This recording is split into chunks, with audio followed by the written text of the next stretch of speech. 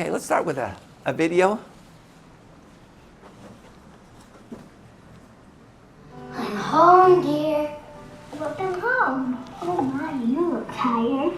You do too. You look very hard, don't you? Well, we're supposed to, aren't we? I earned 10 today. Oh, what a blessing. First things first, let's pay the tithing. But what if we don't have enough? That's where faith comes in. So what's next? Let's buy our food, then we first prayer, then pay rent, and then it would be nice to buy a chair. But we can't, see? We don't have enough money. Well, we can borrow some. They say debt is dangerous. We don't want to get in trouble. Okay, you're right. So what do we do with this? We'll save it. We never know what will happen. That feels right, but there's nothing left for fun. We have each other and I'll try to earn more. I'll try to spend less. That way we can be happy and self-reliant. That wasn't so difficult. Why do grown-ups make it so hard? Oh, you know. That's how grown-ups are. I like it. That's how grown-ups are. But you know, the reason I like this video is, notice toward the end, what did he say? They're basically putting a budget together. And he says, you know what, I'll try to earn more money. And she says, you know, I'll try to spend less. And so what are they doing?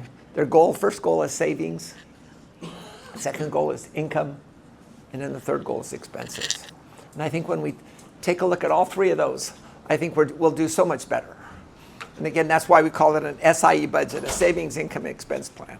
So we don't care what you use in this class, as long as it has what you expected to spend, what you actually spent, which is your income statement, and then the difference. Today we'll use the tool that we recommend in class if you don't have another way of doing it. So I encourage everyone to download, go to Files, Learning Tools, and Learning Tool 2, which is the budget spreadsheet. And if you've already downloaded it, download it again, because I found another mistake in the formulas. And so it should be as clean as we can now. Lots of different ways to live on a budget. Savings, income, expense planning. 4 we're most familiar: envelope method, 50, 25, 20, spreadsheets, budgeting. And let's kind of talk about each of these things here too. It's interesting, my aunt used to teach personal finance at BYU in the 70s and the 80s. And they used to teach the budgeting, the envelope method. You should write a little bit more. What they would tell the young couples is, hey, as soon as you get paid, take your money and divide it into your 6 or 7 envelopes. One envelope will be rent. One envelope will be food. One envelope will be savings. And then what you do, as the bill comes in, you take the money from the corresponding envelope and then you pay the bill. And then if you find that you need more money that you don't have, then you have to go to another envelope. So it's a process of making decisions. And the key thing here is there's no getting money outside the system. What's the problem now? We can always spend more money than on our credit cards. And that's what a lot of people do. Instead of reducing their spending, what they're doing is they're just using credit cards to bail them out. There's another one here. It's either 50, 30, 20 or 50, 25, 25. It's just, what you do is you just take what's your gross salary? And it says, okay, take half of that for housing and utilities. This is more for people after college. 30% for discretionary, 20% for tithes and savings.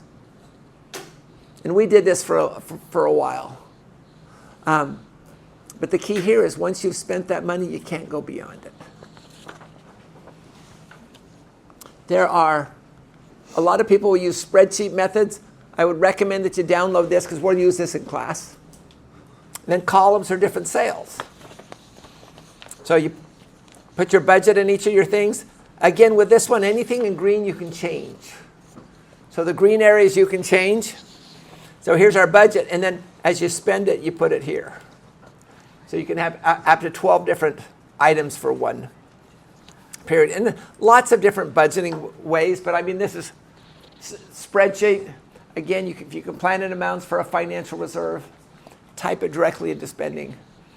And then if you use it regularly, it's a good resource. And then some people will use computers. Again, we like Quicken. It takes time to understand Quicken, especially the transfers between accounts. But it's a good resource, and it makes it easy. Sister Sudweeks and I will sit down. Every Sunday we sit down right after church. We download all of our credit cards. We download all of our bank statements, mutual fund, and then we just accept those in and categorize those. And then we can kind of look at that and say, hey, how are we doing? What are we doing well? What are we doing poorly? The nice thing is that, again, it's input directly via the internet from financial institutions. And what's the one most of us use? I've actually used this for a part of my life. It's called denial methods, do nothing and hope. You do nothing in this area, you deny there's a concern. You only do anything when it gets really bad. And the sad part is by the time you figured out that it gets really bad, it's a tough slog to get yourself back to where you should be. Again, I speak from experience on that. But ideally, we're not using this method. And then, what are the best ones? What are the ones that Sister Sudweeks and I have found that are the best? We like things that are easy to use and low cost. We like things that allow us to directly download the bills, credit cards, mutual fund things directly into the accounts. We like the kind that allow you to categorize your spending. So we'll go through this and, hey, what category is? So this goes to food, or this goes to entertainment. This goes to utilities. We've done some stuff with the grandkids, and so this goes to the grandkids. We've had birthdays, and so this goes to our birthdays account too. We like things that doesn't take too much time. We probably spend 30 minutes to an hour every week just working on finances. And what do we recommend for most people? If anything that works. Spreadsheets, if that works well. If you're an Excel junkie, spreadsheets are fun. There's some YNAB personal capital. NerdWallet, New Cash are free. If your bank offers you a free program, use those too.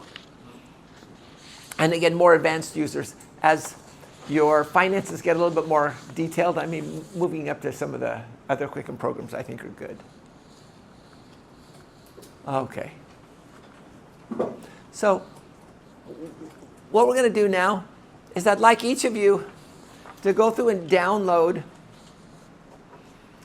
the Excel Learning Tool 2. Because what we're going to do is we're just going to do a bunch of problems in class. And it's important that when we download things, if you have your own computer, and then you can do a lot of it in class, and then you don't have to do it all later. But especially when we get to the investing part, everybody's going to need to have a computer here. So we're going to do it all in class, and so you won't have to come and see us later because you don't know how to do it. We're going to do it in class. Caleb. For the assignment that we're turning in, would you rather have us use the template you've given us or use what we already have? I would use what you already have.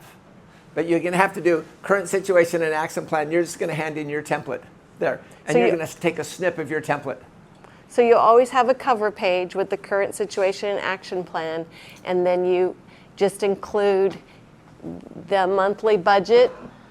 Yeah, so just this area in the blue. And your income statement, and then the differences. But just this part right here. Yeah, this is the blue part, not the stuff. You don't have to include this stuff over here. Someone like to volunteer and come up and do the problems? Do it and show everybody how to do it. It's really easy. Okay. Can we get you to come up here? You're just going to do it up here. You're going to do the problem. He's just going to have you. He's going to help you put it in. You're going to help You're you just put going it to in. put it in. It's easy. So what we do is we've got the problem here, and then you're going to do it there too. So you're going to use that computer there too. So we're going to show. If you want to sit down on a chair, you can. Okay. We're not here. Okay. So notice what it is. She plans to spend her $1,000 monthly. So what is she doing now? She's putting together her January budget. Actually, Show's putting together his January budget. Should I do Okay. this number? Yep. So notice where he's putting it in column D. So he's got $1,000 there. Okay, 120 for tithes and offerings. That's paying the Lord. And then 30 for savings. So that's paying himself.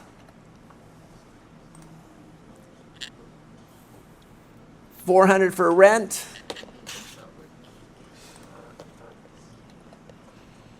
$50 for taxes. Taxes is a weird one. It's right there. 20 on insurance. Perfect. 200 on food and eating out. So grab your computers and do this. If you do it, it's a lot better. So let's give you a few minutes to do it. We'll let show us the right answer. Okay. Now this is her actual. So now she's recording this through the month. Actually, we just said $1,000, but it was actually $250, $250, $250, $250. But we just kind of sum those up. Do you mind adding it in on the revenue and expense log side? So this is the budget column. Now he's going to put things in right there. Okay. And I'd like you guys to do the same thing on yours. Notice what Show did. He froze the panes. Are you guys familiar with how to do that one? Freeze panes. Okay. Well, mind if we just show that for a second? So we're going to do view. So there's kind of a cool thing in Excel. If you come up to where you want, I want to keep those always there, and I want to keep the left there. View, freeze panes, freeze panes. Now notice, the other thing we can do, unfreeze. How about if we just move it here? Freeze panes here. And now we can see what our monthly budget is, and now we can see what we actually spent. So do you want to start putting that information there too? Like each of you to do the same.